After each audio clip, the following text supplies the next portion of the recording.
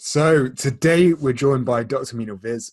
Meenal, thank you so much for taking the time out for this conversation. And obviously today we're celebrating your success, but I really want to get to know you a little bit better. And I want everybody else to be as inspired as I have been by you. So Oh, thanks, Jody. That's really humbling. I'm very humble and grateful to being part of your team, and thank you for giving me the opportunity to share my journey. And hopefully, we can help so many other people along the way. well, it's been a powerful one. So how could I not? It's been such an incredible journey. So there's so much that I've learned from you. And I'm hoping that there's a few things that you've learned from us as well along this time. But you know what? Can we get a bit of a background about yourself? Sure. So for those of you who may not know me, I am a doctor, as Juggy has mentioned, but this year was quite different in the sense that I think a lot of us have faced a new life in the last year with the pandemic. But for me, it was, I guess, even more different than I'd expected because I had a wild idea to take the government to court, and that wasn't part of the plan initially. Uh, and that took a lot out of me because it was something that was completely new to me. It was a big learning curve. At the same time, I was heavily pregnant and I was protesting outside Downing Street. I had government leaders and ministers contacting me, and it was overwhelming. And I kind of lost who I was during that time because I couldn't go swimming. The things that you could do during your pregnancy that you enjoy, like aqua classes and all of those things I was looking forward to, I had to stop. And table tennis is a sport that I love playing, and it's one of the sports I'm really passionate about. But again, with lockdown, I couldn't do that. So I could tell I was going down a slippery slope. I could tell that I'd lost my passion for learning. I'd lost my passion for myself, and I'd lost my passion to be a better individual for my family. And it was only in about May or June, just before I was about to deliver, I thought that, well, if this is me now, what's going to happen when I have a baby? I'm going to have more responsibility. I'm going to lose myself even more. And this is why I got in touch with you after a lot of background learning and research to see who would be the fitting coach for me and the fitting team for me. And it was you guys. This is really interesting. So I think you almost kind of skated over the fact that you've actually given birth this year and you're a mother as Yeah, well. And yeah, that just happened in July.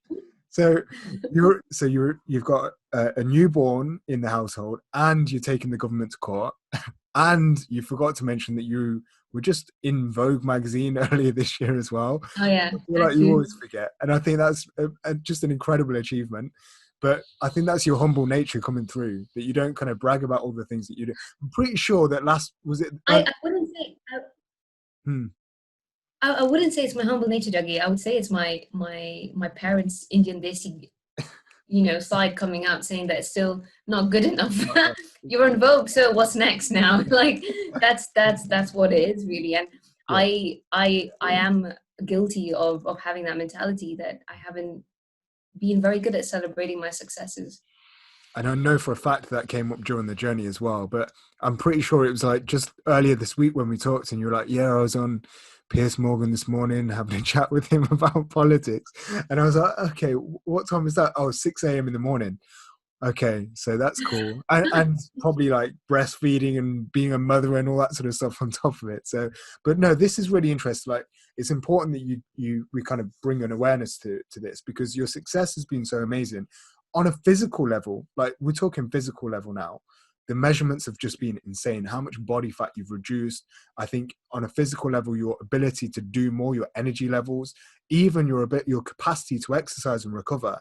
Like that's like its own journey. But adding it on to everything else you've achieved, I think from that mentality, from that perspective of actually being grateful for yourself, grateful for all the things that you're doing, I think that's really, really powerful. Like you're in this period of growth and you tapped into that rather than, I guess, allowing the limitations to take over.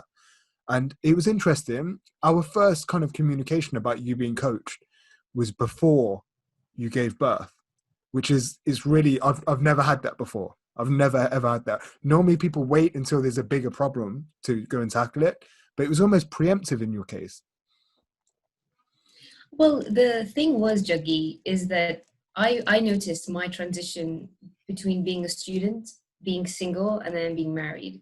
Your life changes, your routines change, your habits start to change because more people are involved in your routine and people depend on you for certain things, and it's inevitable. You have to mold around the new life that you're given, the new life that you choose to have. And one of the things that I needed at that time was a way to figure out how I can still enjoy the things that gave me a lot of pleasure before I got married. And my husband is also a doctor, so he was working full time. I was working full time. We had to figure out how we could make things work. It would mean that I would leave the house at 6 a.m. to go for a swim. It would mean that I'd have to go to bed before him, so I could wake up at 6 a.m. And we had some sort of setting going on, but the pandemic came and everything just sort of turned on its head from there. And my pregnancy wasn't easy, Juggy. I suffered with a lot of sickness, and that took a toll on my body because I've always seen my body as a strong body. I can run, I can play table tennis, and all of that was just completely taken away from me. And I did take it for granted. I took my health for granted. The tipping point for me, Juggy, was when I was diagnosed with gestational diabetes. Yeah. As a marathon runner, as someone who represents the country on a national level for table tennis, I would have never thought that I would be the one in the doctor's office with that sugar reading, with that glucose reading. And I think that's what hit me because I became lazy. And this was the thing, right? You have to ask yourself, like, why did this happen? Yeah, I could have just said, oh, it's lockdown and I'm moving around a lot. I'm not going to work. I don't have family around to help me with food. I could have done that. And I did. I did it for the first few days, but then I thought, well, what really went wrong? And the answer was I was lazy. I didn't put myself as a priority. Yeah. And this was before I'd given birth. And I knew that once I give birth, it's not going to get any easier. It's not going to change all of a sudden and I'll be able to do the things I wanted to do before. And I remember my mom telling me that for the first 3 months you can't leave the house. For the first 3 months you're going to be stuck with a baby. And I said, hell to the no. Like, that is not going to be me. And I refused. And this is my stubborn nature coming through, Juggy, that when I really want something, I will make sure I go out of my way to make sure it happens. And even speaking to Jyoti, one of our coaches, a few days ago, when she said to me, Meenal, you do realize you started this journey when your baby was 6 weeks old. And I think that's when it hit me that I came into this journey quite early on. Yeah. When I felt I was recovered from my C-section. And it all boils down to that one thing, Juggy, is that you want a better life, you want a better quality of life, you want to give the best version of yourself to your family, but you have to put in the hard work. Yeah. You have to accept that there will be tears, and you have to accept that you will be wrong and you will find your own flaws. And I came into this knowing that I had to do that. And this is why I think I had a bit of foresight early on before I came onto this journey with you guys. But what I'm hearing there is that I think that level of self-awareness was growing. And I also think that you wanted to take personal responsibility of it rather than becoming a victim to your situation. And I think we know this about you, that if there's a limitation in place, that you want to go and attack it. Like, you'd rather not sit back and allow that to kind of be your glass ceiling, that you want to go and attack that and break through. And I've just sensed that power and strength from you, even at the start. Like, even when you were probably feeling at your lowest in terms of your energy or your, I guess, even the fulfillment at that point within yourself, when ordinarily you should be at, like, looking for every obstacle and every reason not to progress, you actually reached out and said to me, I'm going to make this happen. And I just think that's so powerful. Can I ask, you're a very, very intelligent woman. And I don't think that's, I don't think that's too patronizing to say. You're a very intelligent individual, right? But what was it? Because you would have done your research. You'd have looked at all these different places or ways that you could progress. What was it that you were either struggling with yourself to put into action, or what was it about us that made you want to come and work with us? Well, the first thing is, Juggy, is that it's something that we spoke about as well, which is that we don't find people of our skin color so easily online when it comes to these things. And I am all about representation. I'm all about supporting people from our community and seeing your content online. I mean, I never knew how many calories a samosa had. It was until you put it out. I was like, oh, this is really helpful. Like, it's these things that we need to know in our community, and your content relating to family life and your parents, and it just felt like home for me. And this was something that I wanted. I wanted someone to join me in my journey rather than me join them, if you know what I mean. Because I was bringing Jyoti, my coach, and I was bringing the psychologist we had as well. I was bringing you into my life. I opened my door and say, "Come, join me. Let's get through this together." And that's the kind of journey I wanted. I didn't want to put myself out of my box and go into you guys. I wanted it the other way around, because I knew I had to mold myself. And to find a coach who does that, to find a coach who is invested in such a way where I know that I could have contacted you at any time, could have left you a voice note at any time, and then also at the same time have contact with a community of members who are in the same boat as me, or who were in the same boat, and we're all like sort of going through our own personal journeys at different stages. And I don't want to sound patronizing again to other new mothers or young women out there, but I remember when I first gave birth, it was about when Radhika was maybe 2 weeks old, my cover on Vogue came out. Yeah. And at the same time, I was moving house. So I had to pack boxes, I had to breastfeed in between, and I had to give interviews. And I was trying to deal with this momentum that was going on about the Vogue cover. And I remember there was one person who said to me, "Meenal, I was just happy if I could just wash my hair. I was just happy if I could take a shower." And yeah, there are days where just washing my hair is great. Like, don't get me wrong, there are days like that. But I didn't want that to define my journey. I didn't want that to define my life. And to find a community of people who have the same train of thought, or who are either ahead of me or behind me, but we're all like sort of moving towards the same direction, that was really important to me. And yes, maybe I was an anomaly at that time from other mothers at the same time, but I celebrated that. And it's okay to be that anomaly. People will try to say, "Meenal, you can't do it," or people did try to say, "Meenal, I think just take it easy, just relax, just enjoy motherhood." And you know what? Enjoying motherhood for me is actually achieving a lot on the side as well. Enjoying motherhood for me is not just successfully breastfeeding my child, although that is a big thing to celebrate, breastfeeding. But that didn't have to define me as a doctor and as a mother and as an individual. So again, I think there's a lot to celebrate there in terms of not just, like we talk about breastfeeding, we talk about adapting to being a mother and actually integrating that into part of your life. But you didn't want that to define you. You didn't want that to be your only purpose in life. I'm going to say this from a coach's perspective. I work with clients from, they're in their, mid-20s, late 20s, 30s, 40s, 50s, 60s. And the clients that I'm working with in their 50s and 60s that have already had children and they've grown up and they've gone their separate way, they truly do struggle to find another purpose, because for the last 20, 30 years, they've just been dedicating all their energy into one or two people and not really taking care of themselves. So you get to that point and you're almost at a regretful state because you've not looked after your health and you've not really looked ahead to say, well, what means something to me? What defines me as an individual? And you almost become that second or third or fourth rung of the ladder instead of being the number one. I think what you've done really well is become the priority in many senses in your own life. And we talked about that, to give back to others. Like, what was it that you were giving back to others? What was it that you were giving back to your family?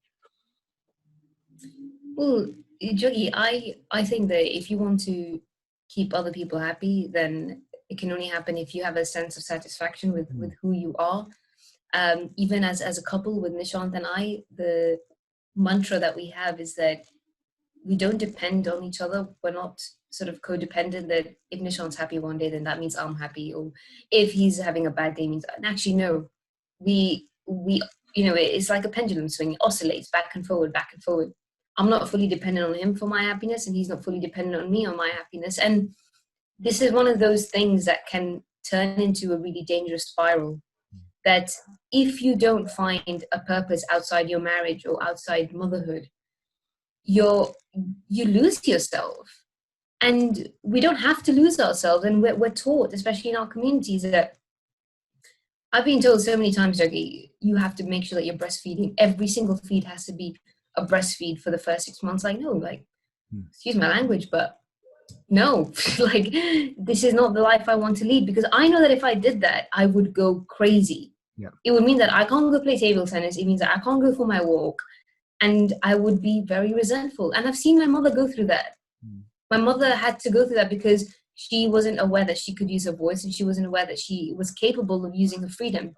Yeah. And to have seen that and then to learn from that made me much more powerful. And now every minute I spend with Radhika is a moment I treasure, and is not, there's never any resentment, like, oh, I haven't got any sleep, or I haven't got any time, I'm tired. There are times like that, don't get me wrong, I have had days like that, but I've minimized it.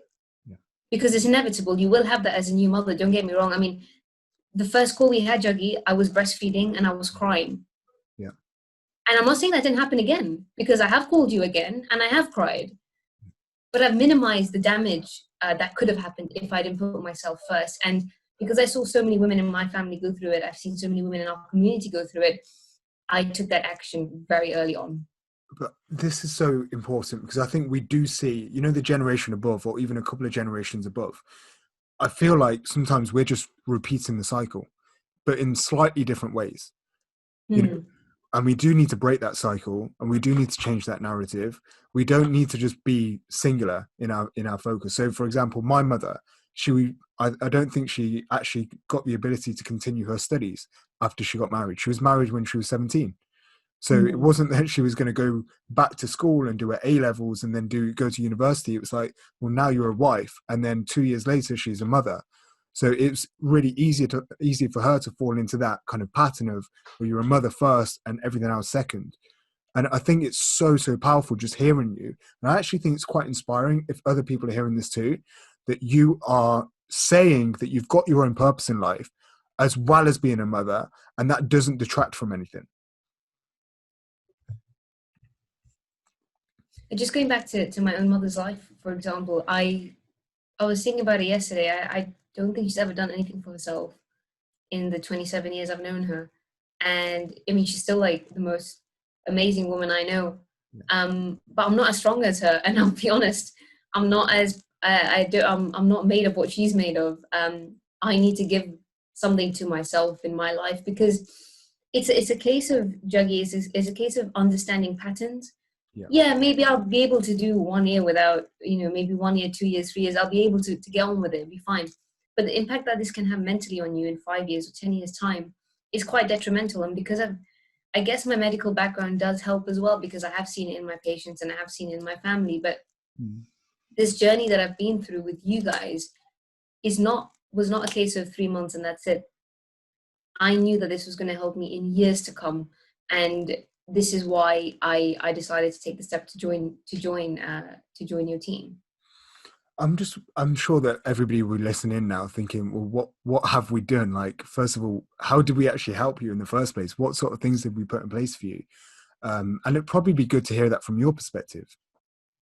Yeah, so I think that at that time when we had our first call, Juggy, I had a lot on my plate. And I think at that time we were at the we were getting really dirty with our legal challenge. Things were going back and forth, and I not only was I dealing with that, but also I felt completely lost. I don't know if I was suffering from postnatal depression, because I never really explored that avenue, but I'm sure I had some form of it. I was on the scale for sure. I had to be, because it extended over the 3-week period after birth. So I knew that when I've had these low points in my life, I've never really been honest with myself as to why this is happening.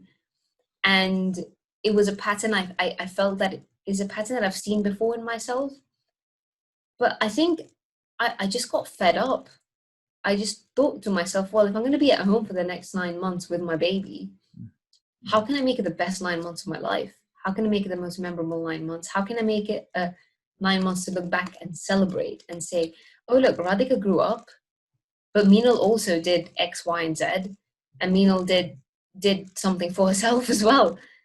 And this is the kind of sort of vision I had and foresight that I had, because I didn't want it to be Christmas time and I'm still in the position I was in August, because then that's just a waste. Honestly, for me, just a waste of time. Because for me, every day, every month that goes by is precious now with a little one, especially. And yes, her growth is important, but she can only grow in a happy environment if I grow as well. And this is something that we always forget, that a happy home is a happy baby. But a happy home will only be there if the mother is happy, because the mother plays a big role, especially in the first few months. And remember, in a pandemic, I couldn't travel, family contact was reduced. So we had to find ways to make ourselves happy. And yeah, I told Nishan that, look, you're going to have to take Radhika for a couple of hours. I'm going to go play table tennis, which meant that I had to give her a bottle, which meant that I had to give her formula. But so what? It doesn't matter, because as long as I know my baby's healthy, my baby's feeding, that's okay. And I didn't let those voices come in my head saying, oh, you need to breastfeed, you need to do this, because actually it just takes a toll on you that has no positive end result. So what's the point? Did you feel guilt with that? Like, was it tinged with guilt? Like, leaving your baby to be fed by bottle. Was there any guilt involved in you actually saying, well, I'm going to go and exercise now instead of spending the next couple of hours with my baby?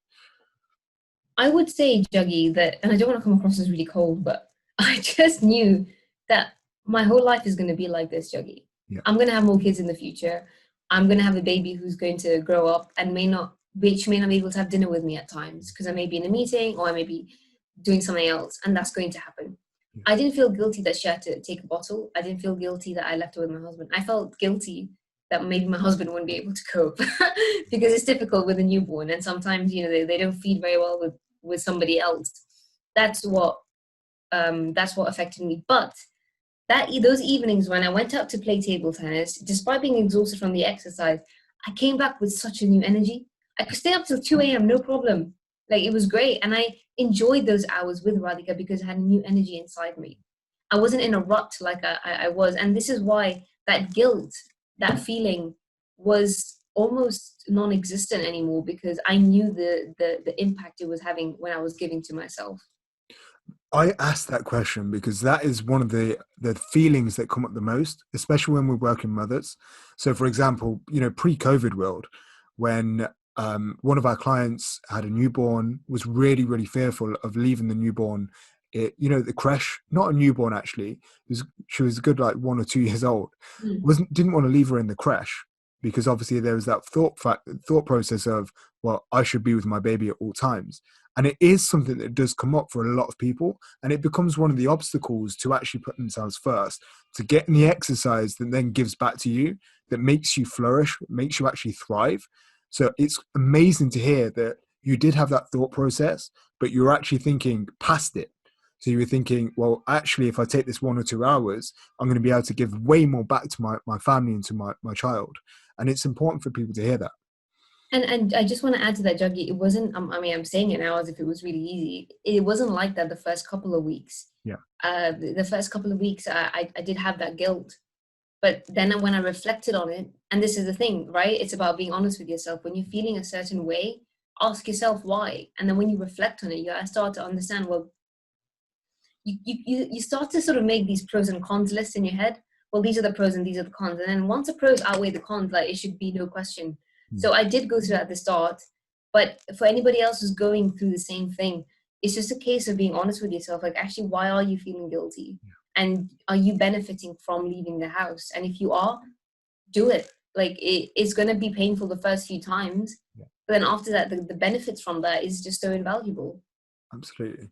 And, kind of going back to, like, what did we actually do to support you? I think the first thing that we did, I know we had a good couple of phone calls before we went ahead with coaching, because I needed to make sure that I needed to make sure you were in a good place to actually commit, and you were able to. I think the one thing that I kept going on about is communication. I kept saying, please, you've got to communicate throughout this whole process. And I know that we did that very, very well. We did that very effectively. I also said during that time, we want to get to know you a little bit before we just throw a program over to you. And we did that. We had a bit of time before you actually began your journey, so we could actually establish what's going to work best for you. what did work best for you? What were the things that you took from the program that were actually like the game changers, the things that moved you forwards the most?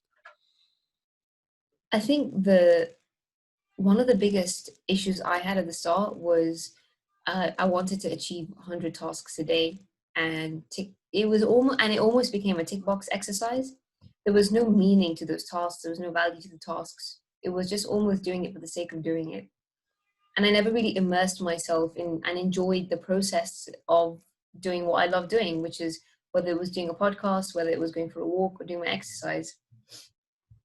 And when I spoke to you guys at the start, we broke everything down very simply in the most simple form. And that's what I needed. I needed someone to break this sort of house I'd built on just, urgency, and this house I'd built on desperation. And it was all like sort of crumbling in front of me. And you know what you said to me? It was almost like you came and said, look, let's just break it all down.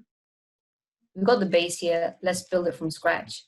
And that's what we did. And every day we laid a brick, and here we are now. And we built something that's something I could have never done on my own. And it was difficult to break it down. Very, very difficult. It wasn't nice being hit with a hammer. It wasn't nice being chipped away.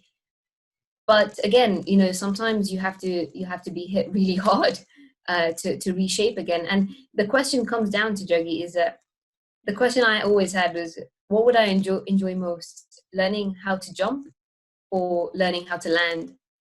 And for me, it was learning how to jump, because that was painful.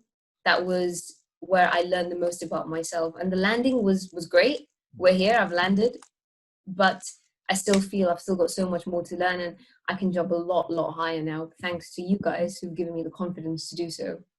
No, but I think one of the things there is like, you do have another challenge to set.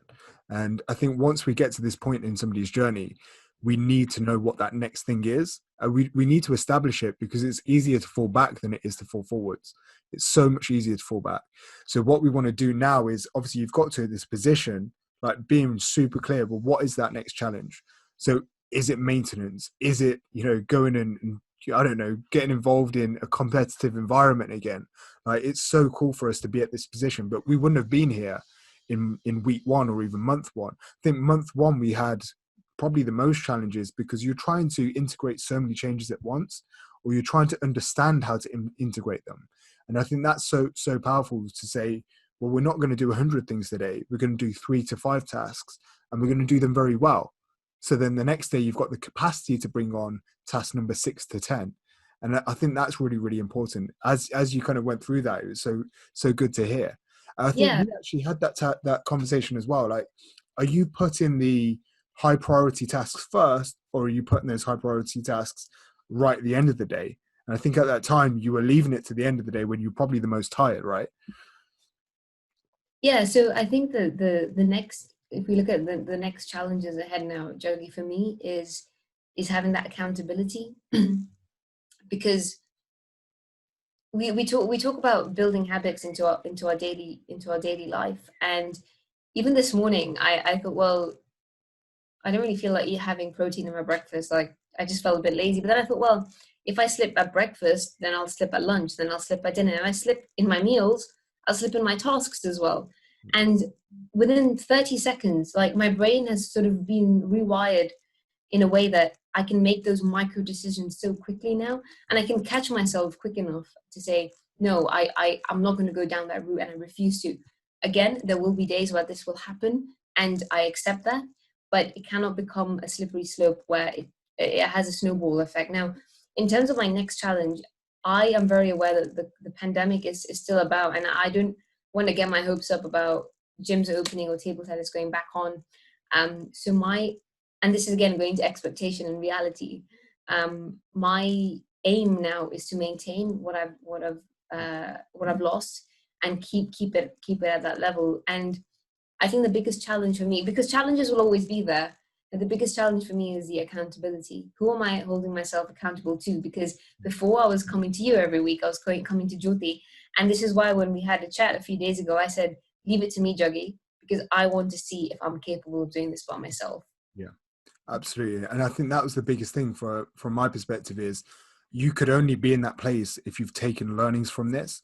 And I think from a nutritional perspective, I think from a lifestyle perspective, even understanding how to, train properly and Yeah. put those things into action, and then focus on the fact that you've still got to recover from all these things too.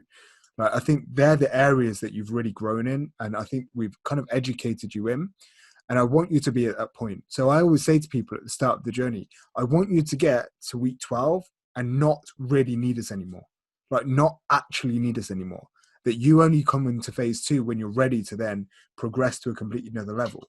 And it's amazing to hear you say, well, actually, I'm going to take responsibility of this now. And I believe it, by the way.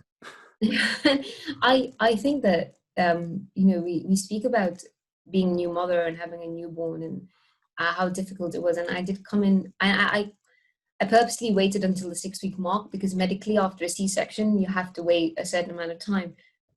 So I did give myself those 6 weeks, and I have to really just emphasize that I had to work out at stupid times sometimes. If I did a feed at 5 a.m., for example, and I knew I had a half an hour window, I worked out quickly. There were times where I worked out and my baby would wake up in the middle, and I had to pause it, put her back to sleep, feed her, and then continue. My workouts were broken at some points. There were times where I missed meals because the day just went and I didn't get enough calories and I didn't get enough protein in. And this will happen, and it still does happen. Yesterday was one of those days again where the day just went and I missed a meal. And I've accepted that. And this is the biggest take home point for me, is that acceptance. And then once you've it's only when you've accepted it is when you can reflect and take action. So my message to everybody who does want to take on this journey is that it'll only work if you're honest with yourself. It'll only work if you really dig deep. And it's not easy to dig deep, but this is why you guys are there to help us to go down that route that we've always been afraid to go down. I actually love a lot of our conversations have been me asking you questions and then you asking me questions, me asking you the same questions back, and then you answering them. I think if you go through our WhatsApp conversation, it's pretty much, Yeah. it's just you finding solutions to your own issues. Yeah, I end up when you say it out loud and you speak about your problems out loud, you find the solutions there in itself. And that's the thing, Juggy. When people come into these programs, they see it as a one massive bandage, one massive plaster, just solve all the problems. But actually, that's not the case, because when I came into this journey, I thought, right, this is me 12 weeks ago. I thought I'd be journaling every day. I thought I'd be reading like none of that happened, and it hasn't, and it's fine, because yes, I would like to journal every day. I would love to do that, but it's not possible in my life. It's not possible in my routine. So you find alternatives. And I feel like people sell this in such a magical way that I'll teach you how to journal, I'll teach you how to meditate. And I didn't want any of that. I wanted it to be personalized to me, because I can't meditate every day, every morning. I can't journal every day or every morning. But you taught me how to find ways around it and find alternative methods to fit around my life. And I thought that for me was the biggest win. Yeah. Well, I think this is really important for anybody to hear this, that everybody's got their own unique challenges. There's never going to be a one size fits all. This is why you keep hearing me say on social media, like, you're worth more than a meal plan. You're worth Mm. more than a training plan. Like, it's a whole integrative approach that makes it a sustainable approach, that makes it something you can go away with and learn how to implement over the long term. And I really hope that people can hear that point there, because I think that was really, really powerful. And I know you did access more than just say, like, I know that you had your weekly coaching calls with Jyoti, and I think you accessed more than that within our team. I know you spoke to Harbinder at certain points. And for anybody listening that's not aware of who Harbinder is, she's our psychologist that's also as part of our coaching process, that has time or spends time with, in fact, it's 92% of our clients from the last checkups, 92% of our clients will access our psychology team at some point in their journey, which shows how much of a need there is for it. But I know it also puts people off. So when I said to you, we've got a psychology team on board, how did that make you feel, and how did you find accessing it?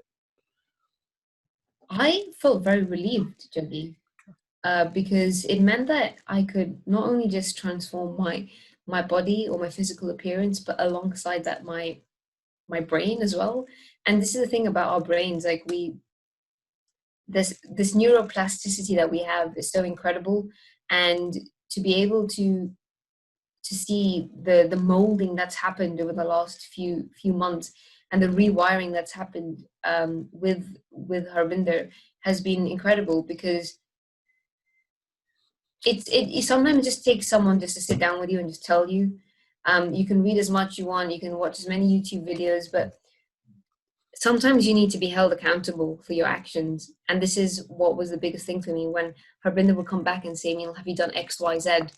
And when I didn't, and I felt shit, I was like, well, Meenal, if you haven't done X, Y, Z, then of course you're gonna feel shit. Yeah. So it was one of those things where it all came back to me. And this is the biggest pattern I've noticed, is that if I put on weight, if I don't progress, I'm doing something wrong. It's not Juggy, it's not Jyoti, it's me. Yeah. And this is one thing that people are afraid to admit. And it's hard, it's not easy. But sometimes you really have to break the mold to find the diamond inside. I love that. I really do love that. And I think, again, it's just that ability to just have somebody to reach out to. I use a psychology service for myself personally because it allows me to gain perspective. So it's not necessarily that anything does have to be wrong in that sense of the word. You want to grow as an individual, then the best way to do that is find perspective, to put your thoughts out there and let people hear it and reshape them for you. Sometimes you can have the craziest things, but you've just got to be able to communicate it. You've got all these like thought patterns going through your brain, belief patterns going through your brain, and you just need to get it out there. So again, I think we found it really, really useful that you actually found the value in what was, on offer for you. I'm kind of at the point of the conversation where I want people to actually, I don't want to say, oh, what are 3 things you tell people, like if they were going to join the journey, but I do want to hear, like, who are you talking to in this journey? Like, who are you talking to right now? Who do you want to hear this? Well, firstly, I want to say, Juggy, is that a lot of people will look at the finances involved. That's the first thing. And even when it comes to even a simple gym membership, people think twice, like, oh, shall I pay this money? Or my question to you guys is, do you think twice before buying a £3 coffee at Costa? Do you think twice before you go into the snack machine at work? Do you think twice before buying a jacket potato at work? And the answer to most of those questions is usually no. So why are you thinking twice about paying for your health and investing in your health? And remember, this is an investment, so it will give back to you. It won't give back to you in material form, but what it does give back to you is so valuable that you'll carry through for the rest of your life. And I'm speaking to those people who might question the finances involved. I'm speaking to those new mothers who feel like they've been told that motherhood is tough. Those people who've been told that motherhood does revolve around your baby. And I'm telling you, I'm living proof that it isn't. I'm living proof telling you that it's tough, but you can make it easier for yourself. And I'm telling you how, but it's all down to you. And it is down to you. Juggy's not going to come out and find you on Instagram. Juggy's not going to come out and reach out to you on YouTube. You have to go to him, like I did. And once you've taken ownership of that, then your life will become a whole lot easier. That was so powerful. I'm just absorbing that. I really am. Like, I'm just absorbing that. And I know that finances tends to be one of the big things that stops people from progressing into a journey like this. But again, like you said, it's easy to spend money on things that aren't going to add value to your life in the long term. And you mentioned food, but some people are spending money on purses and handbags and yeah, shoes that cost way more than your health. Mm. But it's interesting that you went down that route. And I know that, speaking to Jussie as well, so my wife Jussie, she always says that she always struggles to even buy like a £30 pair of trainers. Like, she doesn't even want to put that money out there for herself. And we've had that conversation where I've seen her trainers when we're training. I'm like, you need to get some new ones. They're not conducive for a good training environment. And she's like, no, they'll make do. But it's that guilt again of almost prioritizing yourself in that moment. It doesn't matter how much it is. It could be £5. It could be £5,000. People struggle to put themselves first, especially mothers. Yeah, and I think that, it's one of those things where you look like, you open your wardrobe and you think, well, I spent like £20 on this shirt, and you go through it and you're like, well, I've accumulated clothes which cost this amount of money, but how much have I invested in my health? And I understand that the pandemic has caused a lot of financial upset for a lot of people and for a lot of families. But if it hasn't, if you've been one of those who's still been working, who's been furloughed, who's still at home, we haven't been able to go out. We haven't been able to socialize as much. So we, to some extent, some of us have saved money. And I would say use that money for your health and invest in your health, because it's something that we don't speak about enough. And I've said this to you, Juggy, as well. Like, I'm just so fed up of people showing off their handbags on the internet or their purses and, oh, I've been sponsored by Chanel. I didn't give a crap, because that's money I don't have and that's money I'll never have. But the money I do have, how can I make the most of it and invest it in myself? And you guys showed me that. I'm really looking forward to, because I want you to be almost like a mentor within our coaching team. Yes, let's do it. Well, no, we do this. If you look at it from that, we have that kind of collegiate environment within our team already. So Manjeet, for example, who'd gone through menopause and is now helping other members of the team and supporting them. Chaz has gone through so much in his life and now he's helping other people. Gav, who's a little bit younger. It's just lovely to have a community of people that care about the next people coming through. I think it's so inspirational to so many people. In fact, thanks. Where can we find you, like on social media? Where would we be able to find you? So you can find me on Instagram at Meenal's World. You can find me on Twitter with the same handle. On Twitter, I'm a bit more political. As you can see, I've got a bit of a potty mouth on Twitter, but I do post lots of nice photos of Radhika. So if you don't really care about my life, I do have cute baby photos. So that might help you get through your time as well as you scroll. That's really cool. And your podcast as well, where can we find that? Yeah, so if you just go to meenalsworld.com, I have a lot of episodes. Well, I release an episode every week, and it is all about empowering. It started off as empowering just our South Asian community, and I do have guests on the show as well. But I think the podcast for me is my way of telling everybody what I've learned, and my own personal journey, whether it's through motherhood or through politics. I like to use that medium to educate and empower. So you can find the podcast on any podcast app on the Meenal's World as well. Meenal, thank you so much for your time today. Like, you've inspired me, and I'm sure anybody listening to this will find you extremely inspirational. And we're looking. Thank you, Julie. I feel like I need to go for a run now. Yeah, you do. I've got that adrenaline. Use that energy and channel it. I know it's a rest day as well, so go and smash it. Enjoy it. Yeah, thank you so much, Juggy. Thank you for having me. Thank you. All right, take care, Meenal. All right, Juggy. I'll catch you soon then.